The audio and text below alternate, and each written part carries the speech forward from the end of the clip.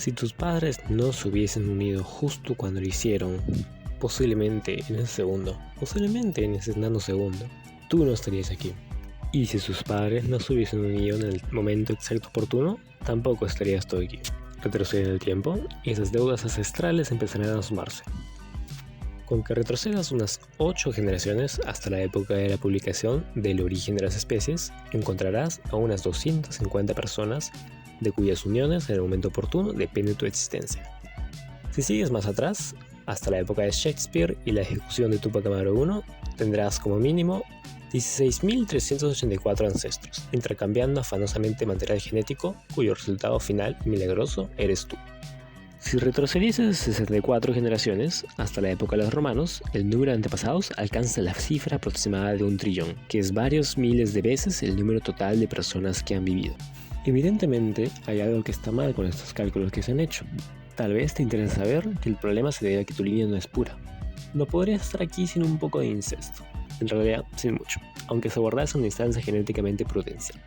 Con tantos millones de antepasados en tu estirpe, habrá habido algunas ocasiones en las que un pariente de la familia de tu madre procrease con algún primo lejano de la familia de tu padre. En realidad, si tienes como pareja a alguien de tu propia raza y país, hay grandes probabilidades de que estén emparentados en cierta medida. Si miras a tu alrededor en la combi, un parque, un restaurante o en cualquier lugar concurrido, la mayoría de personas que veas será probablemente pariente tuyo. Todos somos familia en el sentido más fundamental y más literal.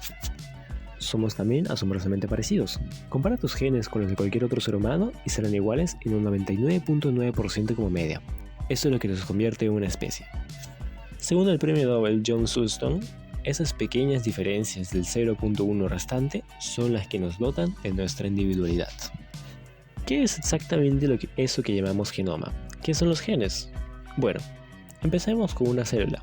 Dentro de cada célula hay un núcleo, y dentro de cada núcleo están los cromosomas. 46 accesorios de complejidad, de los cuales 23 proceden de tu madre y 23 de tu padre.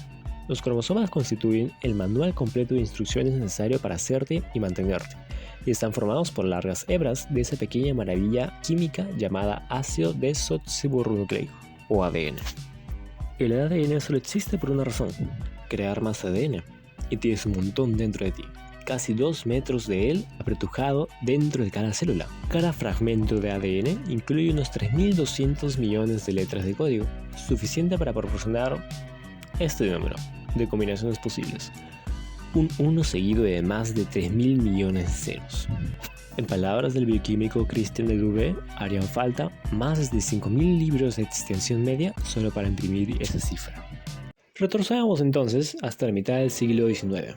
Iremos a un tranquilo rincón de Europa Central, a visitar a un monje recoleto llamado Gregor Mendel. Nacido en 1822, en una zona campesina del Imperio Austriaco situada en lo que hoy es la República Checa. Los libros de texto le retrataban como un provinciano sencillo, pero perspicaz, cuyos descubrimientos se produjeron casualmente mientras cultivaba guisantes en el huerto del monasterio. En realidad, Mendel poseía formación científica, había estudiado física y matemáticas en la Universidad de Viena y aplicó criterios de la ciencia en todo lo que hizo.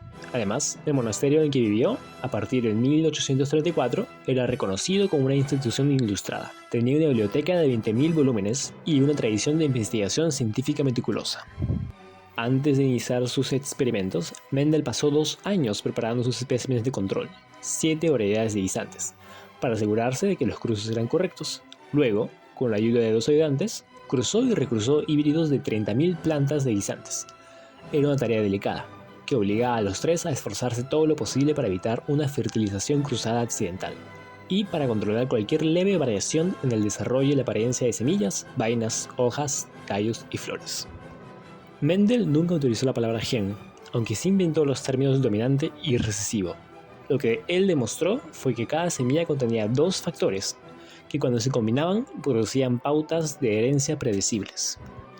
Mendel convirtió sus resultados en fórmulas matemáticas precisas. Dedicó 8 años en total a sus experimentos similares con flores, trigos y otras plantas. Junto con Darwin, establecieron sin saberlo los cimientos de todas las ciencias de la vida del siglo XX. Darwin percibió que todos los seres vivos están emparentados, que en última instancia su ascendencia se remonta a un origen común. y la obra de Mendel aportó el mecanismo que permitía explicar cómo podía suceder eso. Pasemos a 1904, 4 años después del redescubrimiento de los experimentos de Mendel, y todavía casi una década antes de que gen se convirtiera siquiera en una palabra. Thomas Hunt Morgan empezó a hacer cosas notables con los cromosomas.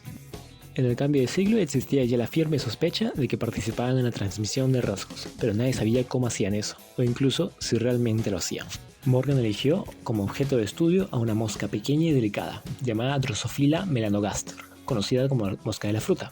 Casi todos estamos familiarizados con la Drosophila, que es ese insecto frágil que parece tener una ansia compulsiva de ahogarse en nuestras bebidas. Las moscas de la fruta tenían ciertas ventajas muy atractivas como espécimes de laboratorio. No costaba casi nada alojarlas y alimentarlas. Se podían criar a millones en botellas de leche. Pasaban del huevo a la paternidad en 10 días o menos y solo tenían 4 cromosomas, lo que mantenía las cosas convenientemente simples. Morgan y su equipo trabajaban en un pequeño laboratorio, que pasó a conocerse inevitablemente como el cuarto de las moscas, en la Universidad de Columbia, Nueva York. Se embarcaron allí en un programa de reproducción y cruce con millones de moscas. Intentaron, durante 6 años, producir mutaciones por todos los medios que se les ocurrieran, como exponerlas a radiación o rayos X, haciéndolas despacio en hornos o haciéndolas girar demencialmente en centrífugas. Aún así, nada de esto resultó. Cuando Morgan estaba ya a punto de renunciar, se produjo una mutación súbita y irrepetible. Una mosca tenía los ojos de color blanco en vez del rojo habitual.